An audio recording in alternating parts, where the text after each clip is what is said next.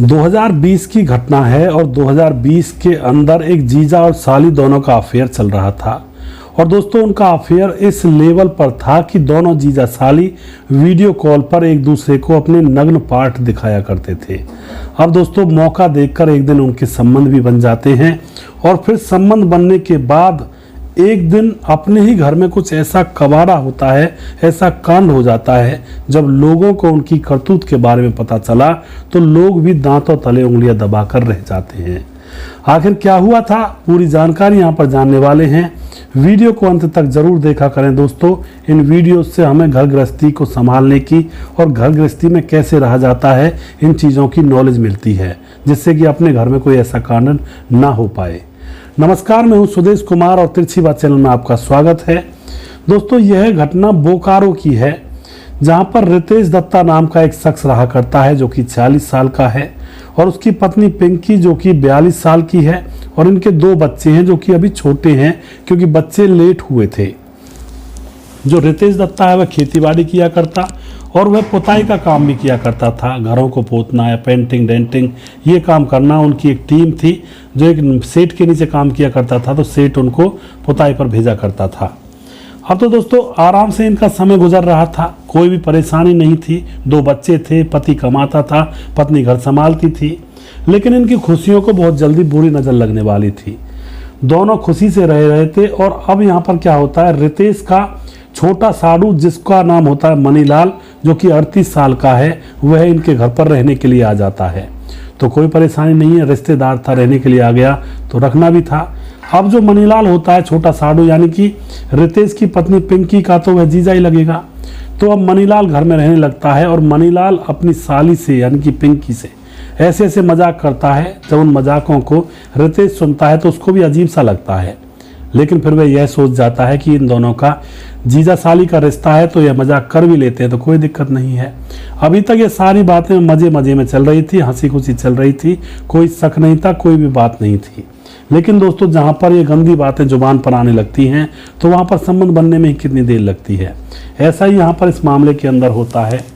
एक दिन की बात है, रितेश दत्ता कहीं पुताई के लिए कहीं गया हुआ था और वह दूर किसी शहर में काम उसको मिला था, तो वहीं रह करके उसको 10 दिन का काम था, वह निपटाना था।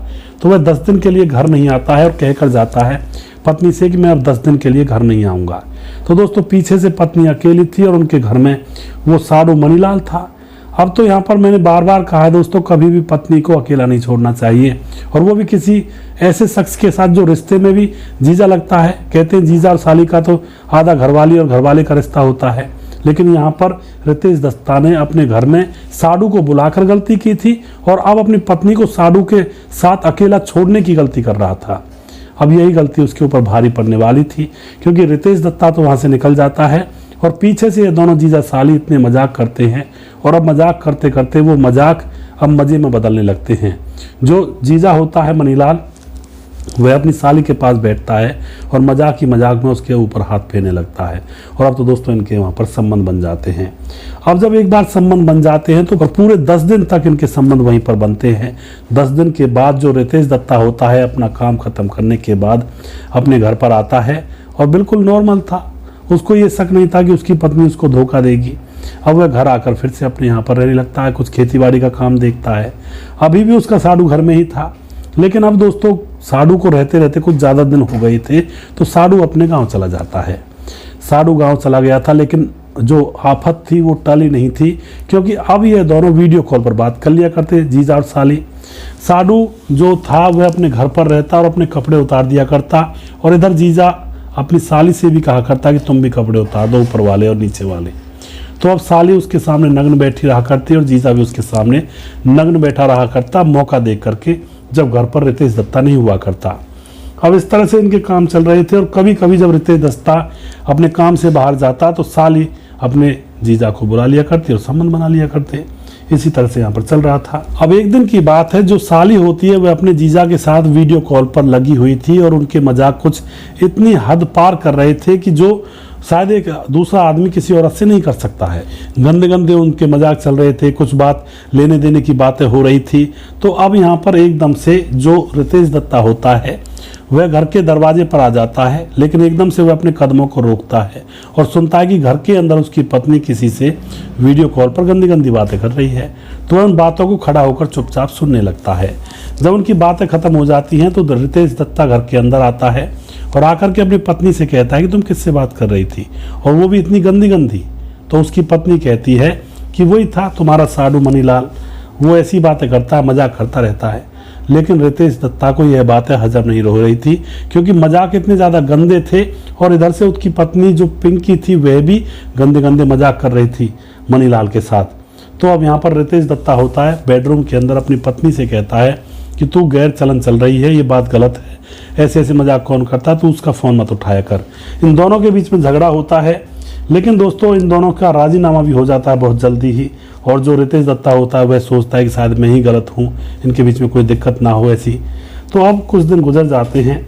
अभी भी जो उसकी पत्नी थी दिन में 10 बार 9 बार अपने जीजा के पास फ़ोन किया करती, और रितेश दत्ता फ़ोन की कॉल्स देख लिया करता और कहता तुम इतनी इतनी बार क्यों फ़ोन करती हो, 1-2 बार कर लिया करो, या फिर 2-4 दिन में 1-2 बार कर लिया करो, एक दिन में 10-10 12 बार फ़ोन करने की ज़रूरत क्या है, और फिर इतनी इतनी देर तुम बातें करते हो, पूरा दिन भर तुम इस फ़ोन पर ही बैठी रहती हो, घर का काम तो करती नहीं हो। इस बात को लेकर भी उनके बीच में झगड़ा होता है। लेकिन अब कुछ दिन गुजर जाते हैं। कुछ दिन गुजरने के बाद अब जो रितेश दत्ता होता है उसका पूर्ण जो शक था वो यकीन में था, मतलब उसको लग रहा था कि मामला गड़बड़ है। अब जब इतनी फ़ोन कॉल्स भी देखता है, बहुत सारा मामला बदला हुआ था, तो अब रितेश दत्ता सोचता है कि आज देखता हूँ, आजमा कर देखता हूँ, अगर मेरे साडू मनीलाल का अफेयर मेरी पत्नी के साथ हुआ तो मैं जैसे ही यहाँ से निकलूँगा तो तुरंत मेरी पत्नी उसको बुला लेगी और ये संबंध बनाएंगे, और यही मामला शायद हो सकता है मेरे हिसाब से। तो रितेश दत्ता प्लानिंग के तहत अपनी पत्नी से कहता है कि सुनती हो, मैं 2 दिन के लिए जा रहा हूँ, सेठ ने मुझे 2 दिन के लिए बुलाया है, तुम घर में आराम से रहना, अच्छे से रहना। अब तो दोस्तों यह कहने के बाद वह घर से निकल जाता है, जबकि यह उसकी चाल थी, वह देखना चाहता था अपनी पत्नी की करतूत। अब तो वही बात होती है, वह निकल जाता है और तुरंत ही जो उसकी पत्नी पिंकी होती है अपने जीजा मनीलाल के पास फ़ोन करती है और कहती है आ जाओ, घर पर उल्लू नहीं है। और उसके बाद उसका जो प्रेमी बन चुका था जीजा वह आ जाता है। इन दोनों के संबंध बनते हैं। रात के 11 बजे हुए थे, दोनों नशे में और जवानी में भरपूर थे। तभी दरवाज़ा खटखटाने की आवाज़ आती है। दरवाज़ा जैसे खटखटाने की आवाज़ आती है तो पिंकी डर जाती है कि कौन है रात को। अब वह जाती है अपने कुछ कपड़ों को संभालती हुई और दरवाज़ा खोलती है तो दरवाजे पर सामने उसका पति, जिसका नाम रितेश दत्ता, खड़ा हुआ था। अब वह पूछती है कि तुम आज कैसे आ गए, तुम तो 2 दिन बाद आने वाले थे। लेकिन दोस्तों रितेश दत्ता तो ये देखना चाहता था कि उसके जाने के बाद उसकी पत्नी क्या करती है। तो अब वह कहता है कि नहीं, सेठ ने फ़ोन कर दिया था कि आप मत आओ, 4 दिन के बाद वह काम लगेगा, तुम फिर आ जाना, इसलिए मुझे उल्टा आना पड़ गया। तो उसके बाद रितेश दत्ता कमरे के अंदर जाता है।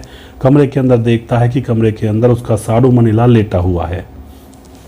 अब वह मनीलाल से कुछ कहता नहीं है, वह उससे हाय हेलो करता है और उसके बाद खाना मांगता है और अपने बेडरूम में चला जाता है। पीछे पीछे उसकी पत्नी पिंकी भी चली जाती है। अब वह पिंकी से कहता है कि ये यहाँ पर क्या कर रहा है। पिंकी कहती है अरे वैसे ही आया था, काम था इसको, इसलिए यहाँ पर आ गया, यहाँ लेट गया। लेकिन दोस्तों मनीलाल को पूरा यकीन हो चुका था।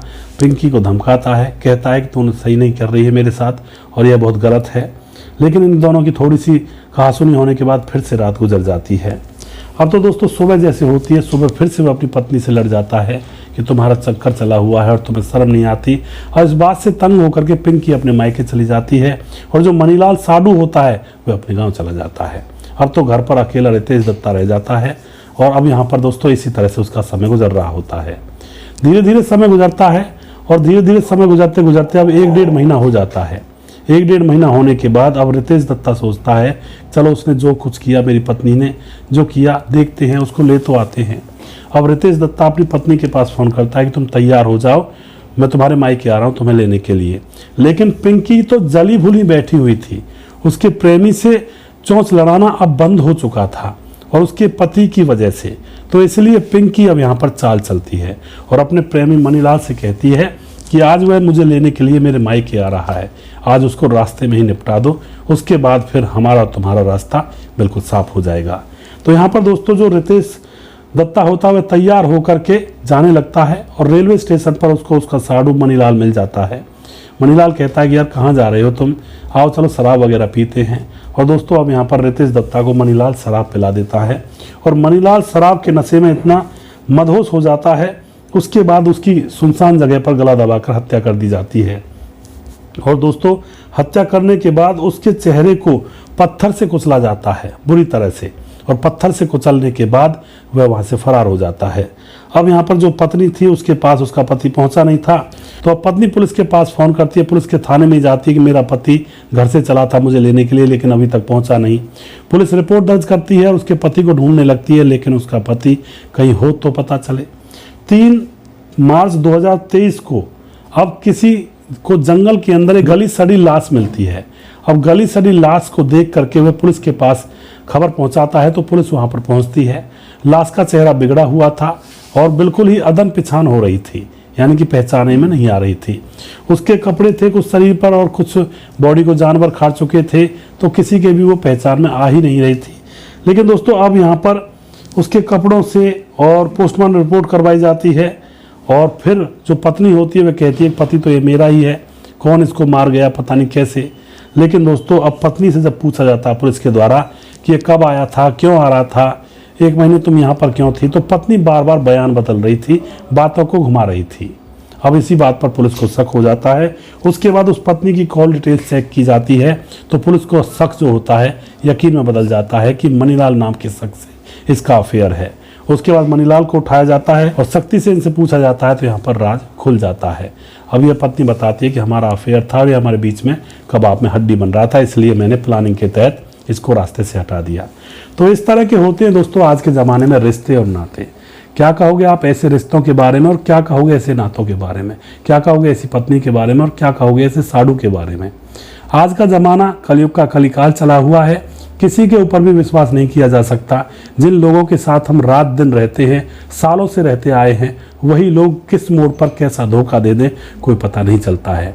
इसलिए बार बार कहता हूँ, रिश्तों को सिर्फ इतना ही उनके बीच में इंटरफेयर करिए जिनको झेल सको। ज़्यादा इंटरफेयर करेंगे तो हो सकता है कोई किसी को चोट पहुँचा दे, तो थोड़ा सा सावधान रहने की ज़रूरत है।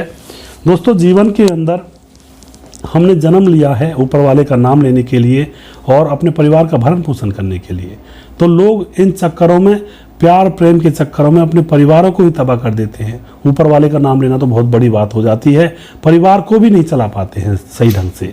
परिवार चलाना सिर्फ पति की जिम्मेदारी नहीं होता है, पत्नी का भी उतना ही काम होता है परिवार को चलाने के लिए, और सबकी इतनी जिम्मेदारी होती है परिवार को चलाने के लिए जितने भी परिवार के अंदर लोग होते हैं। तो परिवार को मिलजुल कर चलाना पड़ता है, तभी एक परिवार बनता है। तो दोस्तों, आप जो भी कुछ कहना चाहते हैं इस घटना के अंदर अपनी राय कमेंट बॉक्स में लिख सकते हैं और लोगों के साथ शेयर कर सकते हैं। अगला वीडियो बहुत जल्दी फिर से लेकर आऊँगा, तब तक आप खुश रहें, सावधान रहें। जय हिंद, जय भारत।